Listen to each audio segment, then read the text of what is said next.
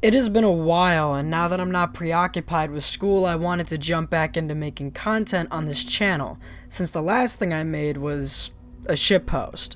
Several faction videos have already been made, and you may recognize some of these. However, I hope you find that this take on the Institute is slightly different from what I've already seen. Skip around the chapters to find what you need the most. To start off, we have Synthetic Player. This will allow you to start the game from a fresh perspective as a Gen 3 synth agent. Your job is to infiltrate Commonwealth factions in order to weaken them to prepare for an Institute takeover. Your cover story is similar to the original plot, with the exception that certain key characters will not refer to you as the sole survivor, and no comments about you being the director's father will be brought up. You can go directly to Kellogg for a debrief if you so choose to, and will recognize you as an agent. As a synth, you are equipped with a transponder where you can teleport back to the Institute. However, it is advised that you don't do this to blow your cover and simply follow the vanilla game progression using the relay. You can also choose to be a human agent, which follows the exact same path, but without the transponder. You can choose to start from Vault 111, outside CIT, or start from one of the various workshops around the Commonwealth. If you choose to do the last option, you have 60 seconds of invulnerability to get away from high-level areas. This mod skips a few quests that aren't important or conflict with the story, but beyond that keeps most things intact, while still providing a quicker as well as a fresh perspective for a story you know all too well. As for the Institute itself, it wouldn't be a proper Institute overhaul without discussing the blinding whiteness that makes you want to avoid it altogether. At first it had its charm, but it has since lost its novelty. Retro Institute aims to turn down the lights and replace the white with tan walls and a grayish complexion. Now it seems much more of a mad scientist lair than a utopian complex. There are other mods that dim the lights, but I found that this gloominess was just what it needed, not only from a practical standpoint, but to fit the vibe that past Fallout games have given us. Next up, we have Phase 4, an Institute expansion. For such a great organization, you would think they'd have a bigger facility. This mod aims to fix that by adding several new areas to make it feel a lot more impressive and fleshed out. This is especially appreciated after having explored the Institute back to back so many times. Every division of the Institute has new rooms, and even contains terminal entries with the latest details pertaining to the branch you're in, making it believably fit in with the world space. Some rooms don't have a lot to look at, and serve as connections to bigger rooms. But there are some interactable features beyond just the terminals, which I found to be fun. This will hopefully give you a new reason to go back to the Institute and explore. Alongside this is a smaller mod called AS Institute Workstations. With this mod installed, the Institute becomes a settlement and includes several workstations that blend in with the science theme. However, with Retro Institute, I did find a clashing of textures on one of the workbenches. Now you don't need to ask yourself why the most technologically advanced organization doesn't have any crafting capabilities. What about the cold, lifeless-looking droids who carry out Father's bidding? To begin, we have Synthkind Redefined, a mod that beautifully retextures the synths themselves. The dirty Gen 2 synths have the most noticeable upgrade, as the grime and aged plastic look is very prevalent. The Gen 2 clean synths have the pink tone around panels removed, featuring a more bone-colored skin tone. This also includes an upgrade to Nick Valentine and Dima, so you won't have to worry about them looking out of place. Another small detail is the synths' voices. While their voice lines are chilling, having a calm voice while executing an enemy, I found myself looking for a change. Aggressive synth overhaul deepens the voices of synths while adding noises of pain and synthesized breathing, which is reminiscent of the working Joes from Alien. All systems nominal. Next up, we have Antique Synth Uniform. Inspired by concept art, the antique uniform is blue with leathery white broken up with brown straps. Pairing this with AS Synth Armor Redone, you get completely new looking synths. This adds sharper, refined 2K textures for the armor to go along seamlessly with Synthkind Redefined. You can choose white or black. With the synths visually upgraded, it is essential to upgrade their lackluster arsenal. To start off, the paint job will be replaced by Dpillari's Suite.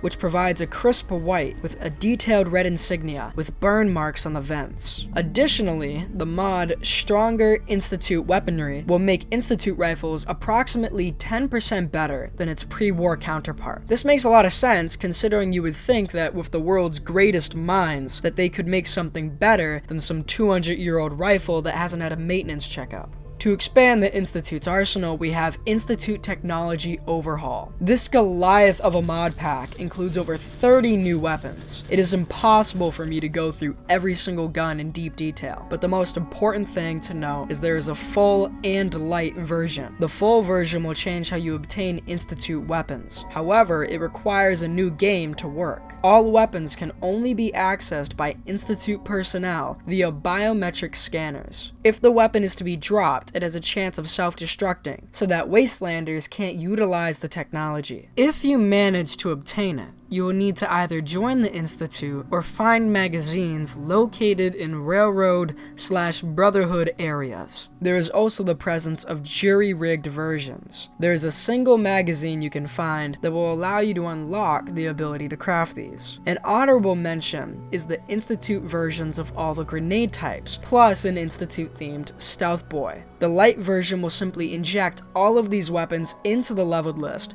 which still allows you to enjoy the mod, but without the challenge of unlocking anything. Outside of this mod, I recommend the Turbo Plasma Rifle, acting as a heavy automatic and sniper rifle. The Pulse Carbine, inspired by Halo, by the Great Degenerate Dad, an Institute pistol, a compact Glock-type weapon that also comes in an automatic form. I see this being utilized more by the scientists, but they can also be found on synths. Last but certainly not least is the Photon Disruptor. This mod's textures were created by Dpillari, responsible for the Institute paint job previously mentioned, as well as talented animator Her, who is working on animations for Fallout London. This is an energy gun with custom animations, designed specifically for Gen 1 and 2 synths. You will find that they can reload much faster. There's even a pickup animation that feels like it came straight out of Modern Warfare, and the dedication to making this look professional is insane. Finally, Glowy Fusion Cells adds a luminescent effect, allowing you to choose different colors to differentiate between one to pick up, one that's loaded, and, if you're using Visual Reload, one that's been used. What about the coursers? The mod Courser Crusher does a number of things. Coursers will now spawn in synths when at low health. They have the chance to go into an overcharged state where they have increased damage and defense, and also have the ability to teleport around, making them more difficult to hit.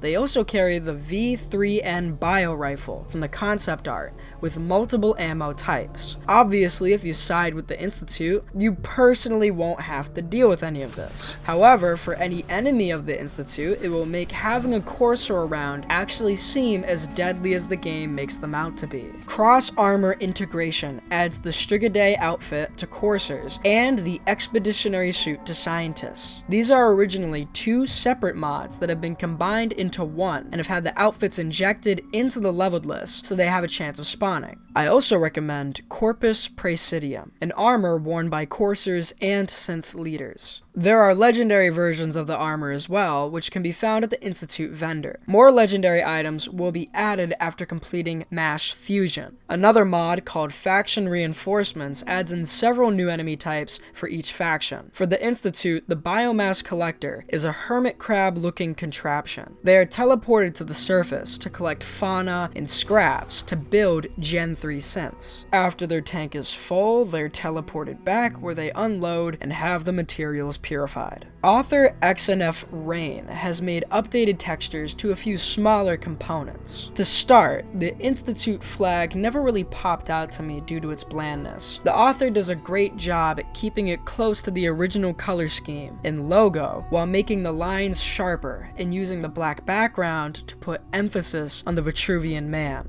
At first, the food packet and bottled water in the Institute seemed fine, but after looking closer, the decals are actually extremely pixelated and there's a major loss of detail. It's made even more apparent when you compare it to the Retexture. Not extremely exciting, however, if you're playing for the Institute and you intend to decorate your room, this will make it much more presentable. Again by Dpillari is the Institute terminal keyboard, which simply adds lettering to the keys. Some of the letters are different sizes or uncentered, but at first glance, you won't notice. Father's Pure Evil lab coat now comes in black and red or black and white. This color swap will help with the darker theme, as the green sweater looks really out of place. Another small detail to mention is the Cleanroom hazmat suit, which retextures the cleanroom suit to a traditional hazardous yellow, which provides some color in an otherwise drab setting. I hope these mods help in improving a faction that is not as popular to play through, mainly due to it being a purely evil outcome where the RPG elements lack, making it super linear, and that you can't use the faction for the better and steer it in a different direction.